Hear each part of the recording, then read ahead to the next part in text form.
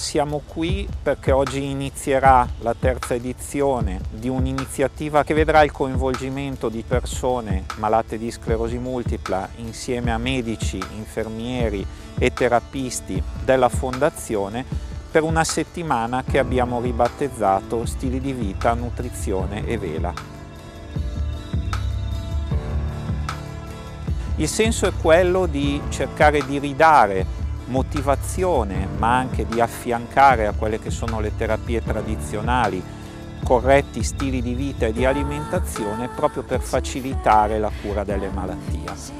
Ci sono risultati scientifici, soprattutto accumulati negli ultimi anni, che dimostrano che sia l'attività fisica che una dieta di un certo tipo hanno un impatto sul sistema immunitario e quindi hanno un impatto sulla malattia. Non solo, abbiamo visto dalle precedenti esperienze che questa settimana ha un forte impatto motivazionale sulle persone, che vengono poi restituite alla loro vita e alla gestione della malattia con un'energia non solo fisica ma anche mentale diversa, che ne facilita in qualche modo la gestione. La dottoressa Mendozzi, il dottor Garignani e la dottoressa Grosso cercheranno anche, ovviamente con la collaborazione dei pazienti, cosa già fatta nelle precedenti edizioni, di portare a casa qualche dato più oggettivo che confermi questa impressione e anche questi risultati che hanno avuto le edizioni precedenti.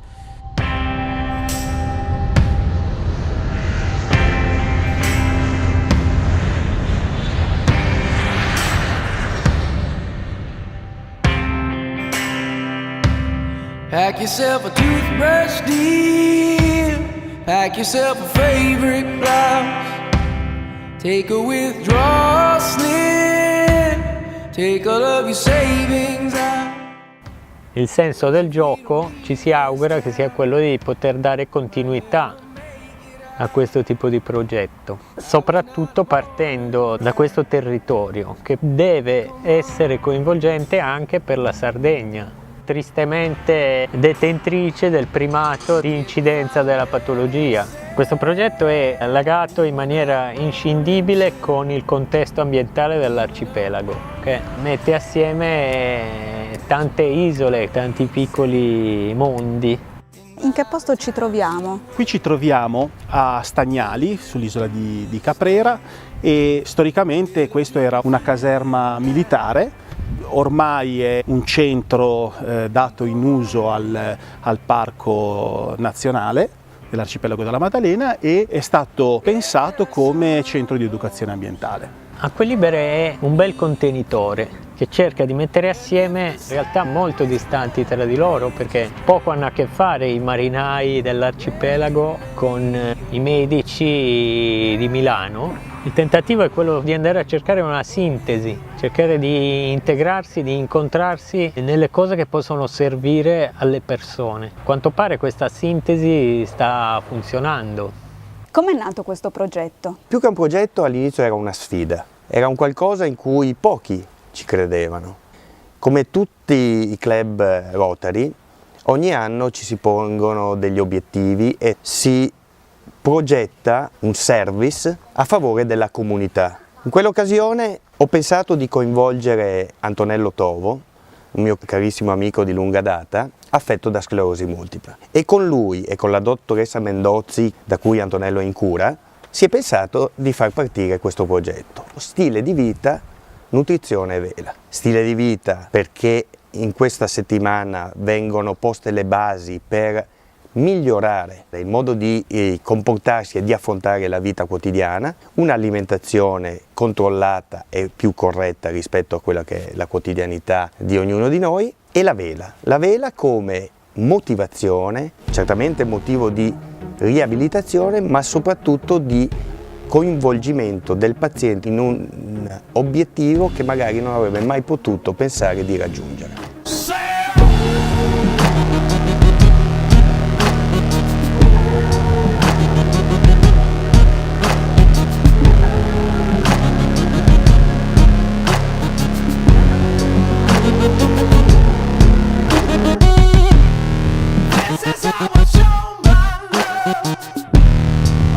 Baby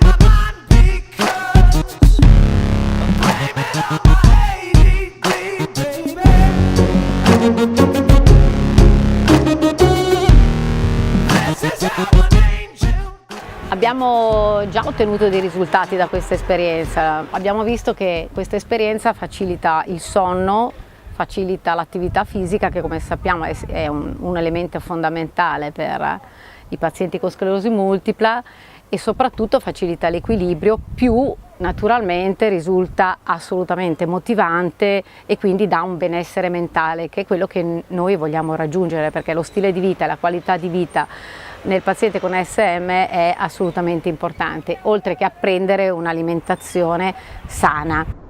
Il menù che abbiamo realizzato è stato creato dalla dottoressa Valentina Rossi di Cibo e Salute, che ci ha seguito in questo percorso. Un menù a base soprattutto di legumi, cereali, verdure, frutta secca, semi oleosi. Ogni pasto aveva circa 3 portate. Si iniziava sempre con una insalata a base di verdure crude e frutta. Abbiamo cercato di mettere dentro anche la tradizione sarda, quindi abbiamo realizzato dei piatti tipici, rivisitati ovviamente per l'occasione, e abbiamo utilizzato anche pesci, carni bianche, uova. Utilizzare degli ingredienti che le persone non sono abituate a consumare nei pasti giornalieri è stata un po' una sfida.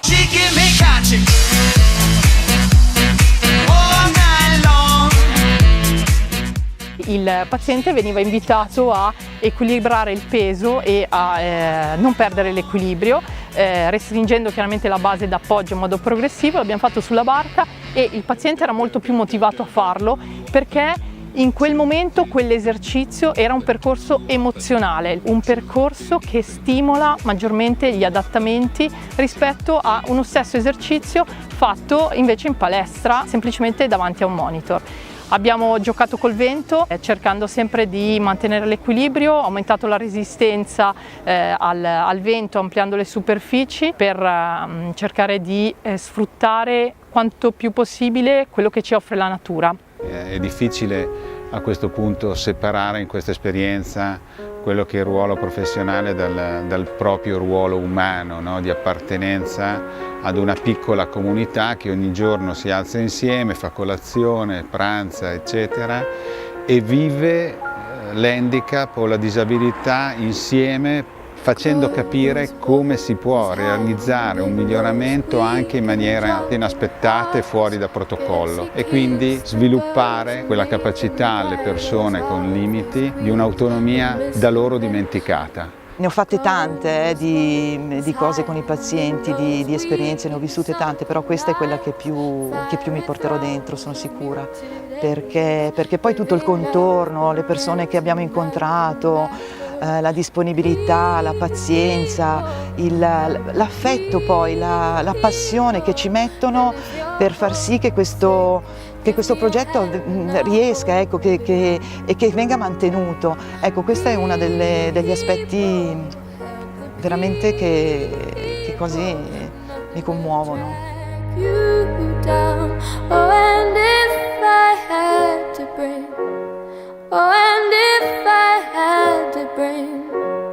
I'd be cold as a stone and rich as a fool. It turned all those good hearts away.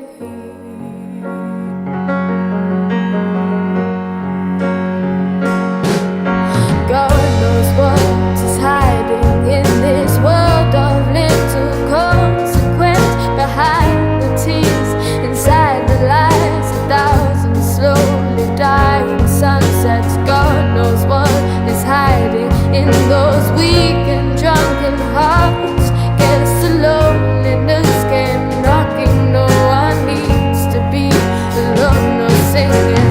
People, help the people. And if you're homesick, give me your hand and I'll hold it. People, help the people. Nothing will drag you down. Oh, and